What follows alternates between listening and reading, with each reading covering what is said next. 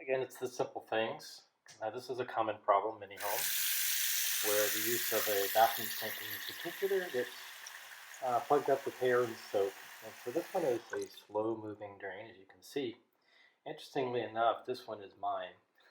You would think that it would be on the other side of the bathroom where my wife's sink is because she has longer hair and she brushes her hair in the sink, but I have facial hair, and so oftentimes those little rascals will get down in the drain and mix with soap and plug it up. So I'm going to show you real quick and easy repair.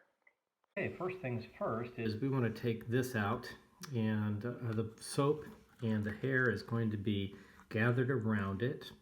And so this is connected to this rod right here. So when you pull it up and down, it actually stoppers the drain.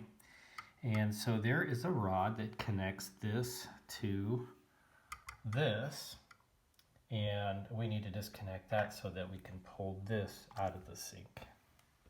Okay, so the next thing we're going to do is we're going to go under the sink, and we're going to remove this.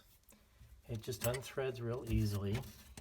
You'll notice that I have a little rag down here in case water starts leaking out, but we're just going to disconnect this right here and pull it out. You can see that there is some residual hair or whatever's in there. Okay, then we're going to come back up to the top and we're going to lift that out. So you can see that soap and hair is gathered there.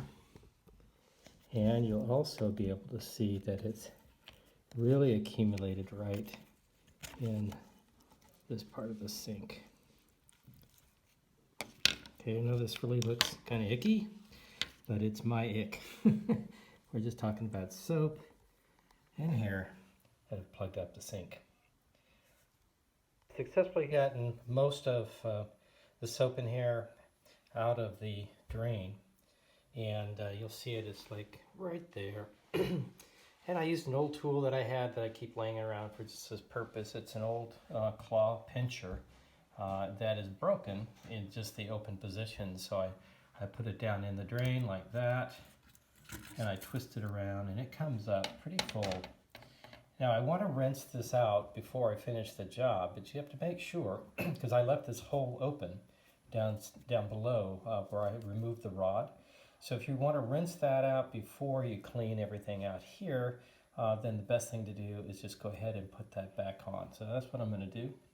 So right here, I'm putting this back together just real quick. It doesn't take very long to put it back together. And that essentially will stopper the hole there for the length of time for me to clean the sink out.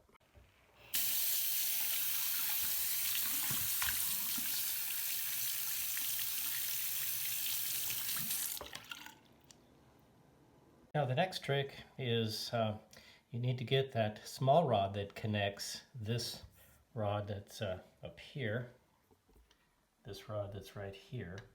Connected to this rod is also connected down here. So what you want to do is you want to go down below and kind of carefully thread that back through, not thread it, but actually push that back through this part here. You don't want it facing this way. You really do want it facing this way, closest to where the rod comes in on the pipe down below. Okay, now that's back in place, and this rod right here has been carefully put through in the middle here where the stopper comes down through, and so when this is raised and lowered here from up top, it will actually stopper the sink again. And there you go. Just doing cleaning of the sink here, but you can see that the drain is flowing nice and good now.